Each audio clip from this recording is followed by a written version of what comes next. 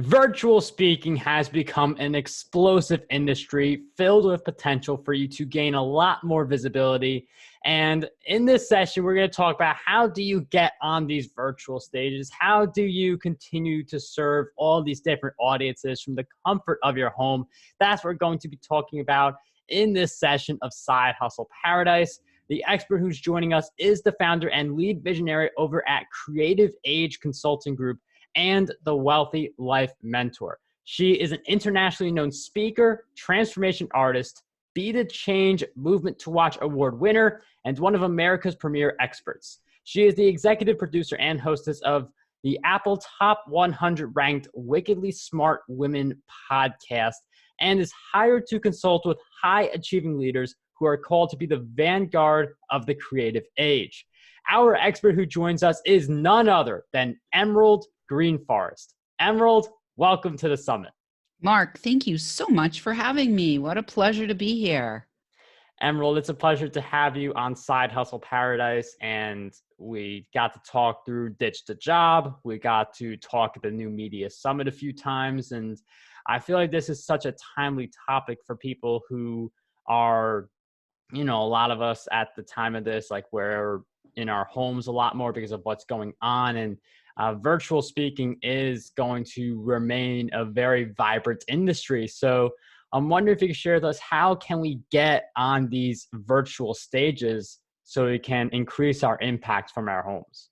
Great question. Well, so the first thing, Mark, is you absolutely need to have something to speak about, of course, right? So I know that there are many people out there who are suddenly working from home, who might be looking at setting themselves up as speakers, or people who have already been speakers who now are not able to do live speaking. So depends on which audience we want to aim this at. But in any case, the first thing that you need to do is have a clear message. And from that, then the next really important step is to learn how to exercise your asking muscle, I call it, and really put yourself out there to start asking for opportunity. So one thing that happened for me when I first started in the online speaking world was at first I just put myself out there speaking and talked about a variety of subjects. Initially, I had like 27 different things I was talking about. I didn't realize it when I first started back in 2008 in the online space and doing virtual speaking that I should have one, maybe two, at the most three topics to talk about. But, that's what it worked for me. I had 27 different things I spoke about, and I started to build my own list with that. And then I also started to narrow down my focus and begin to ask other people to host me on their stages. So I think the main piece that I want to just insert for people is you've got to be willing to ask, and you've got to have a clear message, of course. And being able to ask, that's how you get into these types of events. And for some people, like that ask is really hard to make, but asking is the ability to get that yes. And if you don't ask, you're just guaranteed the no. I do want to go into a little bit more because you said you had 27 different things you talked about, you narrowed it down. And I feel like a lot of people they have so many things to talk about. They're so excited about what they can offer. Other people, they just want to fit themselves into any opportunity. Like if they have a circle hole and they have a square, they will do everything they can to muster that square into the circle hole. So how can we get more clear on what topics we focus on and then get better at saying no with things that don't align? Yeah, well, so what's really interesting for speakers is we do have kind of a variety of ways that we can go. We can be topical. We can be, talking about things that are happening right now. Like one of the things that you mentioned was right now, a lot of people are staying at home. So you could put yourself out there as a topical speaker talking about like what's happening in the now. The challenge with that is that things are always changing in the now. So you can show up as a speaker who can speak extemporaneously about any number of things that are relevant to the now, right? Or you can set yourself up so that you really what I call expertify. In my new book, Be Heard by Millions and Live Your Destiny, that's one of the steps that we take. It's a 7-step process that I take people through called the Be Heard by Millions solution. And this is step E, the second E, so BEHEARD. After having a clear message, you want to expertify yourself. And expertify is a word that I made up. But essentially what it means is it means staking your ground in a certain area. So whether it's sales or marketing or business or leadership on the kind of hard side of things, or maybe it's confidence or clarity or courage or,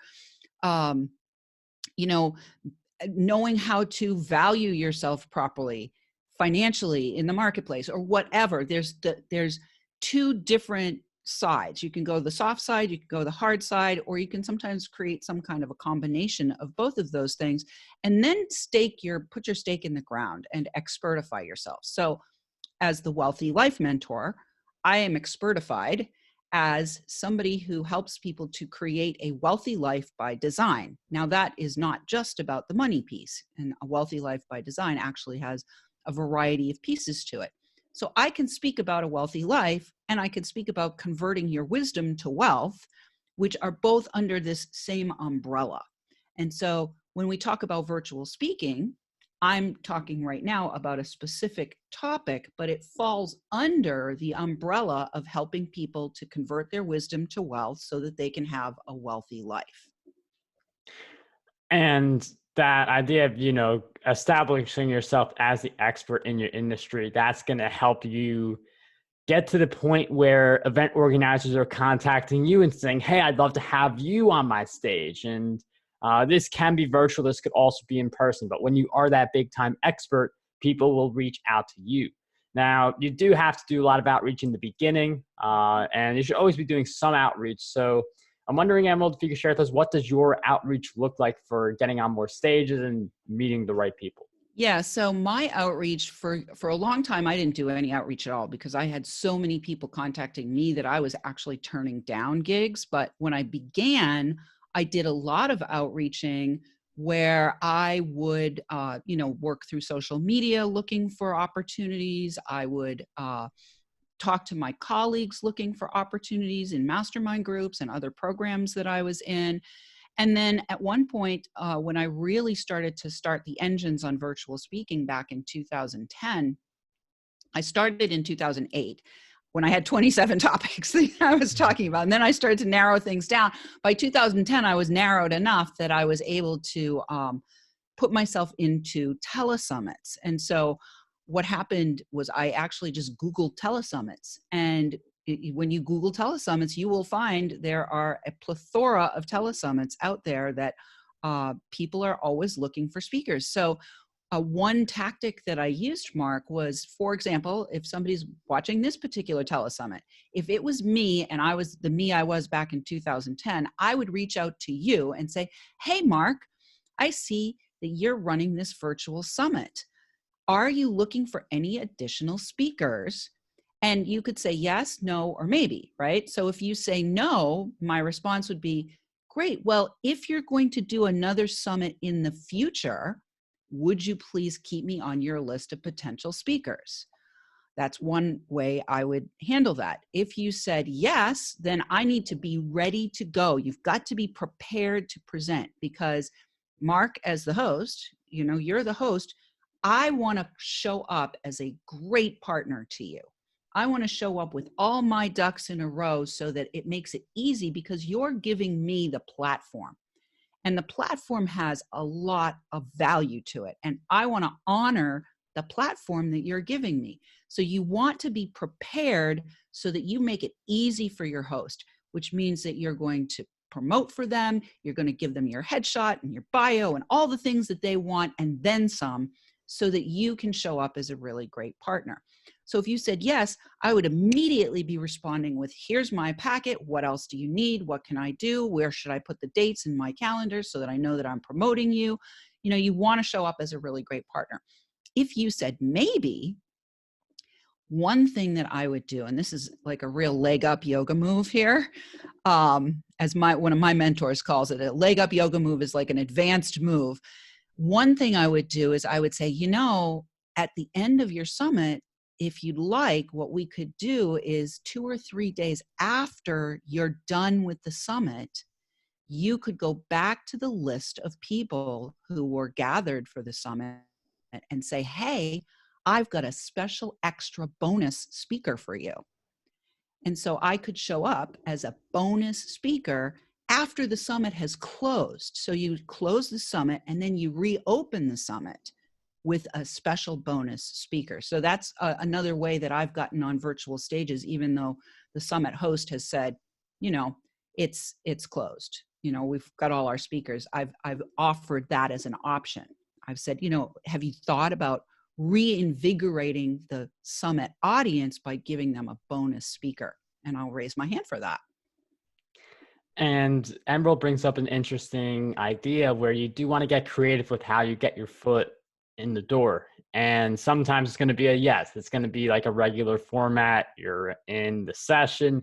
Other times, though, it can be that you are featured after the summit. You're a bonus speaker, or you get on the person's podcast as a way to build a relationship. And then that leads to a future summit appearance. So just being open with the different options you have and pathways a relationship can take can help you get a lot more of these virtual stages. Absolutely. And so telesummits is one virtual stage. You've already mentioned podcast. There's also radio shows, and you can find a bunch of radio shows that, are kind of like, they're like podcasts, but they're called radio shows on Blog Talk Radio. There's so many places where we can put our work out into the world. Plus we can build our own platform. So, one thing I've done in the last few years is I've built my 2 podcasts, and those have now become a platform. And now I have even more value as a virtual speaker because I could potentially offer the host an opportunity to speak on my podcast. So you can create your own stage. You can create your own stage as a podcaster. You can create your own stage as a webinar deliverer. You can create your own stage as a YouTuber. There's a lot of different ways that you can leverage the power of virtual speaking. And, I think for anybody who's starting out, pick one way. Make sure you're really clear on your message. Make sure you're expertifying yourself. Make sure you're exercising your asking muscle, but also make sure you're showing up in those relationships as a really great partner. And then make sure that you have your own back office ready. See, these are the steps of the Be Heard by Millions solution. So you want to ready your back office so that you have a back office that has your back, because a lot of times we can get stuck in the weeds, Mark, with saying yes. Like if I said yes to you and I don't have a back office that's set up, now I have to go run back and set up my back office to be able to be on your event. And now, because I'm messing around with my back office, I am losing the opportunity to book myself on maybe 2 or 3 or 4 or 7 different virtual events. So you've got to have a back office and ultimately a team that's going to take care of all of the exchanges of information and the filling out of forms and making sure that the emails are going out to the list and that the list is being run and all of those other things. And then you definitely want to have something to offer. I like to call it design your deliverable so that you can delight in the dollars. So it's not enough to just go out as a virtual speaker and share your message. You've got to have a strategy, a business strategy around how you're going to monetize the virtual speaking process. And when I first began in virtual speaking, I got pretty clued in pretty quickly that having a high ticket offer for me was the number one most important thing to do. I did not feel that I had the time or the bandwidth or the capital, the deep pockets to be able to build a very large audience. So I was much more interested in a smaller, more exclusive audience that was willing to invest at a higher level to work with me. Mm. Yeah, and having that high ticket offer, you get fewer clients, but those fewer clients are paying you more, so you're able to focus more on them and give them a lot more value. Emerald brings up another great point where, you can get these virtual speaking gigs, but it's also very important to build your own platform so you have that stage you make for yourself. And The virtual, it's not as intensive as an in-person type of an event, because getting that stage set up takes a lot more time and orchestration and communications. But a virtual just makes it so much easier. So you can get these virtual speaking gigs. You can create your own platform. So like each piece of content you create is essentially you stepping on a stage. And just stuff that I've noticed as well is from virtual summits. When you speak on a virtual summit, you get into one of them. Sometimes you get picked up by other people who are creating virtual summits. They'll say, let me find more speakers for my summit. Let's see who's spoken at previous summits. So just getting on virtual speaking stages multiplies it. Absolutely. Now, there is a caution that I want to offer from my own experience. When I had my 27 different topics, right, I was building a big audience. And ultimately, by the time I hit, I don't know, probably 2011, 2012, my list was fairly good sized. Thousands of people were on my list. And then all of a sudden, a lot of people started approaching me to be on their summits. So I was like, great, this is great. I can be on their summit. But every time you're on a summit, there is this expectation that you're going to promote to your list. And so you definitely want to be strategic. You want to be intelligent, and you want to be mindful that the objective ultimately of the host is to build their list, sometimes off of your list. So, I mean, ultimately, that's what the goal of a summit is from a business building perspective, is the host is looking to build his list or her list. And so I made the mistake at one point of just saying yes to a whole bunch of summits and burned my list. Because I just kept putting myself out there again and again and again to this summit and that summit and that summit, but it was all going to my list. I had to promote because that was the agreement that I made with the hosts. And then all of a sudden I got the wake-up call that my list wasn't responding anymore. My list wasn't responding to me, and my list was becoming less and less responsive to the summit. So you've got to be you have to have a balance, right? Yes, we want to get our message out to a lot of people, but let's make sure we're getting our message out to the right people, right?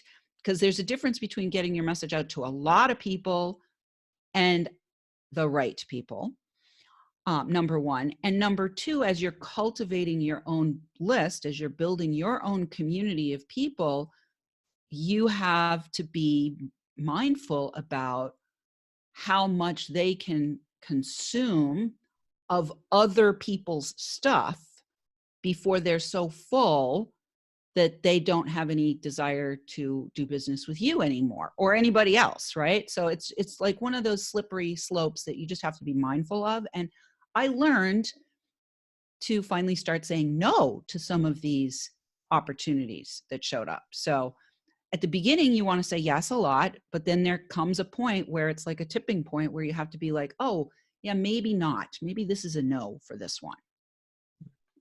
And that's a great point, because with a lot of these events, they do want you to promote. Some of them are better to promote than others.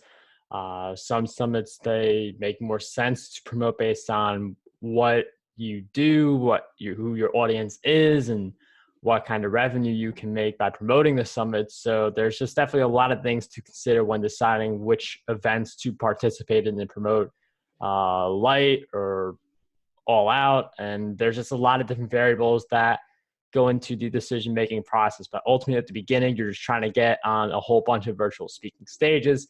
As you get more people coming to you saying, I want you on my stage, that's when you have to be a little more picky to make sure that you're providing your audience with the right balances. Emerald mentions. Emerald, I know you have a big audience yourself. I know you have a few podcasts there. You help people with their wealth, with their growth. And I'm wondering if you can share with us just some of those places we could go to keep following your work and journey. Sure. Well, I do have a quiz for your folks if they're interested in finding out their speaker archetype. So I've discerned that there are actually 5 different speaker archetypes. And by taking this quiz, it will give you the result of which kind of speaker you are. So they can go to quiz.beheardbymillions.com. And that's my little gift to your audience here. they can go to quiz.beheardbymillions.com, and that will tell them what their speaker archetype is. It's a pretty short quiz. You can get it done in under 5 minutes, and you'll get your you will receive your speaker archetype right away after you provide us with your mailing information. And then the other place where they can find me is Wickedly Smart Women podcast. That's at www.wickedlysmartwomen.com. Or they can go to the wealthylifementor.com and find Wickedly Smart Women there as well. So in any event, we'll have those links down. A quiz definitely sounds very exciting. I'm sure everyone wants to know what their results are, which category they're under. So we'll have those down below. Emerald, though, thank you so much for coming on Side Hustle Paradise and joining us today. thank you so much for having me, Mark. It's been my pleasure.